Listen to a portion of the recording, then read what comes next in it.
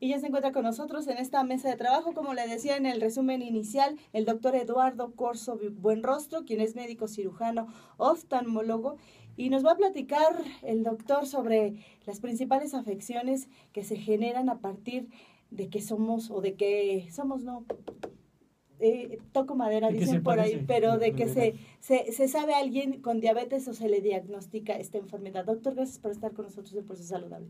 Muchas gracias. Mucho gusto en estar aquí con ustedes. Oiga, doctor, cuéntenos, por favor, no sé si existan varias afecciones que se relacionan con la diabetes y el sentido de la vista, o solamente es la retinopatía diabética. No, efectivamente, yo creo que tiene mucha razón de ser en la especialización que hemos tomado, claro, porque podemos ver de manera integral el ojo, tanto a la persona como al ojo, y no es una sola afección.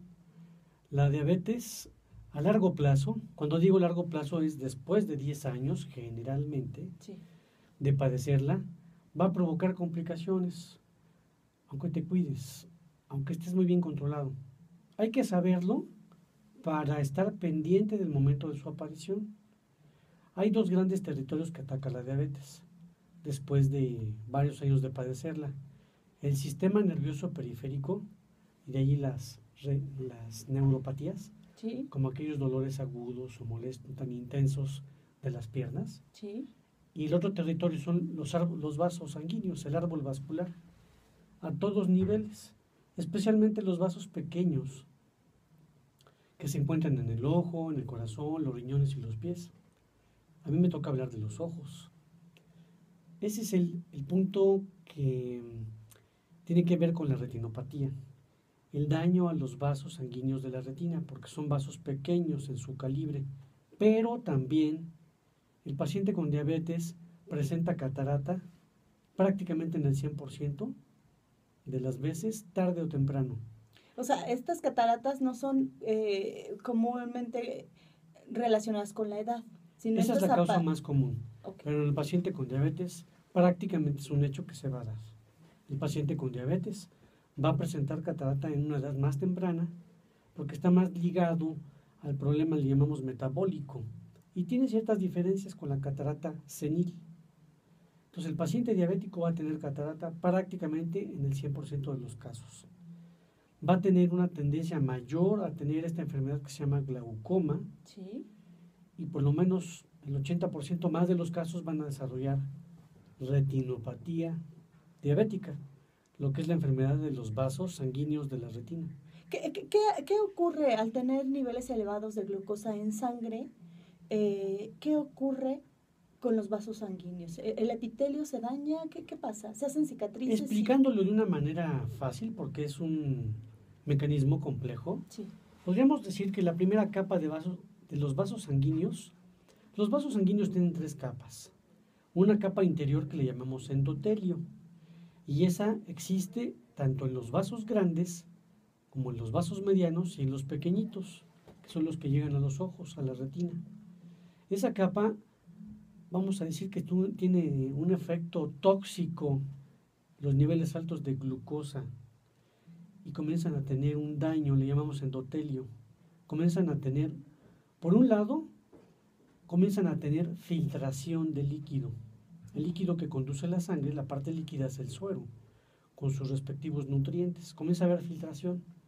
Por otro lado, también eso genera una especie de inflamación y comienza a haber depósitos de grasa, de calcio, lo que se llama la aterosclerosis.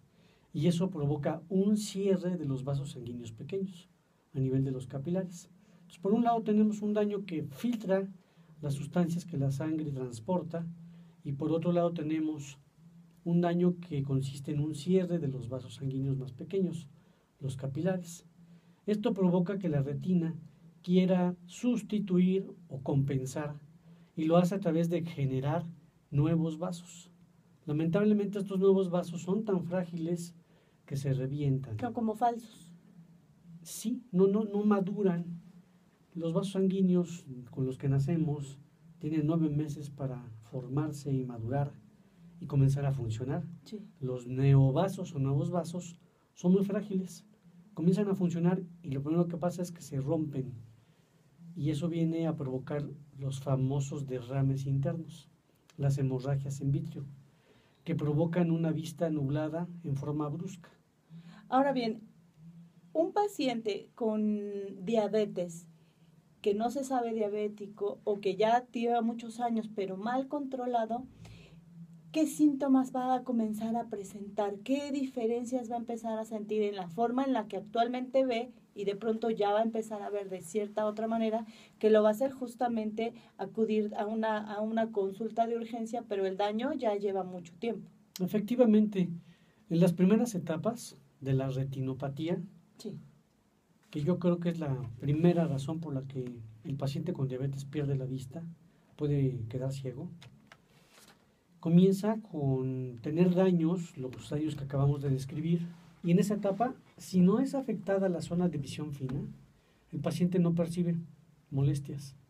Solamente hasta etapas avanzadas, que es cuando viene el encharcamiento del líquido por la fuga de líquido que dijimos en la zona de visión fina, y esto se conoce como edema macular, o bien la formación de nuevos vasos que terminan por romperse, por inundar al ojo de sangre y por provocar una disminución visual brusca, una pérdida visual, que podría ser reversible dependiendo el grado de avance de la enfermedad y del momento en que el paciente llegue a pedir ayuda.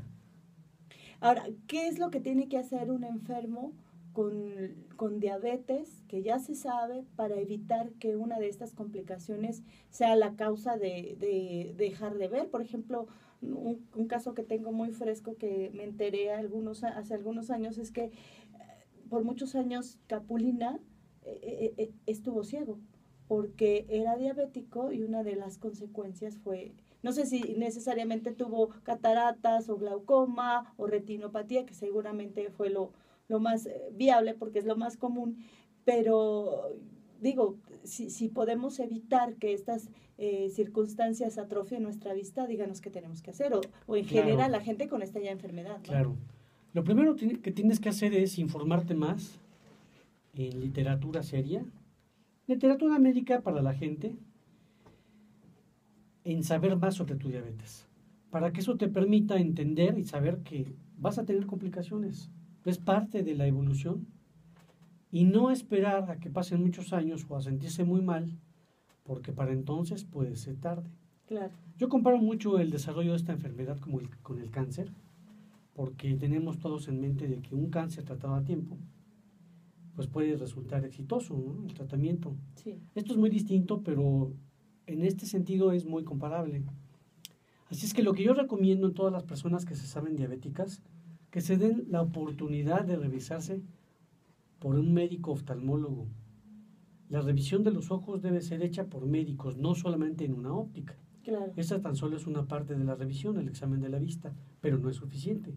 El médico oftalmólogo va a buscar si tienes catarata, te va a tomar la presión del ojo para saber si tienes glaucoma, o va a revisar tu retina para ver si tienes algún grado de retinopatía.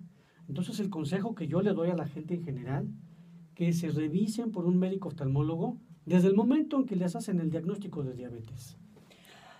Ahora bien, si ya tienen este diagnóstico y ya saben qué es lo que tienen que hacer y ya tienen retinopatía diabética, ¿existen medicamentos, alternativas para revertirlo o nada más para detenerlo y continuar?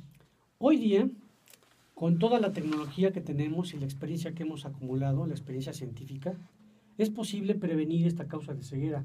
Es la primera causa de ceguera en los adultos, en las personas que están entre los 40 y 60 años, es decir, en plenitud de vida. Sin embargo, podemos prevenir la ceguera por diabetes. Todo depende que el diagnóstico y el tratamiento se hagan en el momento preciso, en el momento oportuno, y esto es cuando va empezando las primeras etapas. Definitivamente tenemos, la base del tratamiento es un buen control de la enfermedad. Eso es la base, porque hemos visto que los pacientes que se controlan y que se cuidan les va mucho mejor. Claro. Y en forma especializada tenemos cirugía de alta tecnología para la catarata, tenemos medicamentos de muy buena calidad y de muy buena acción. Laboratorios invierten grandes sumas de dinero en el mundo Y a México nos llegan estos medicamentos, que es la base del tratamiento del glaucoma.